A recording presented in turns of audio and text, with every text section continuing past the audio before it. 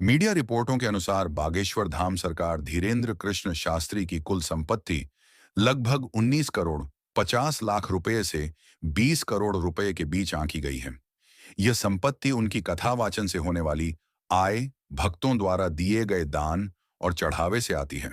संपत्ति का स्रोत: धीरेन्द्र शास्त्री मुख्य रूप से कथा करने से होने वाली आय और भक्तों के दान व चढ़ावे से अपनी संपत्ति अर्जित करते। धीरेन्द्र शास्त्री अपनी कमाई का एक बड़ा हिस्सा सामाजिक कार्यों में लगाने की बात कहते हैं, जैसे कि कैंसर अस्पताल खोलना और धाम में लंगर व भंडारा चलाना। धीरेन्द्र कृष्ण शास्त्री की संपत्ति और आमदनी के बारे में उपलब्ध जानकारी मुख्य रूप से मीडिया रिपोर्ट्स पर आधारित है।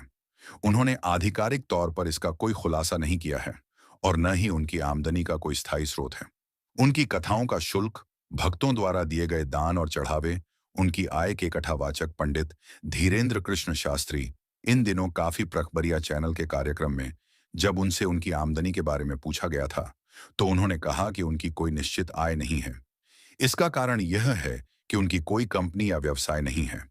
उन्होंने यह भी कहा कि उनके पास करोड़ों सनातनियों का प्यार, लाखों लोगों की दुआएं और हजारों संतों का आशीर्वाद है, जो उनकी सबसे बड़ी संपत्ति है, ख्यात है। उन्हें बागेश्वर धाम सरकार के नाम से भी जाना जाता है।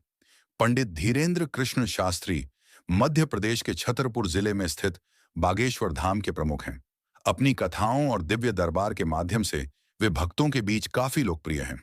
करीब करीब भारत के सभी लोग पंडित धीरेन्द्र कृष्ण शास्त्री को जानते हैं, लेकिन आधा भारत यह धीरेन्द्र शास्त्री एक फेमस कथावाचक हैं और उनकी लोकप्रियता का आलम यह है कि उनकी एक झलक के लिए सड़क पर जाम तक लग जाता है। उनकी कथा के लाखों प्रेमी हैं। ऐसे में आइए, पिछले कुछ वर्षों में भारत में धर्म और आस्था के क्षेत्र में एक नाम तेजी से उभरा है, पंडित धीरेन्द्र शास्त्री, जिन्हें लोग बाबा बागेश्वर धाम के नाम से जानते हैं। उनके प्रवचनों में हजारों की भीड़ उमड़ती है। बड़े बड़े राजनेता, बिजनेस टाइकून और फिल्मी हस्तियां उनके दर्शन को लालायित रहते हैं। लेकिन जितनी चर्चा उनकी कथाओं की होती है, उतनी ही दिलचस्पी लोग उनकी कमाई और नेटवर्थ को लेकर भी दिखा रहे हैं।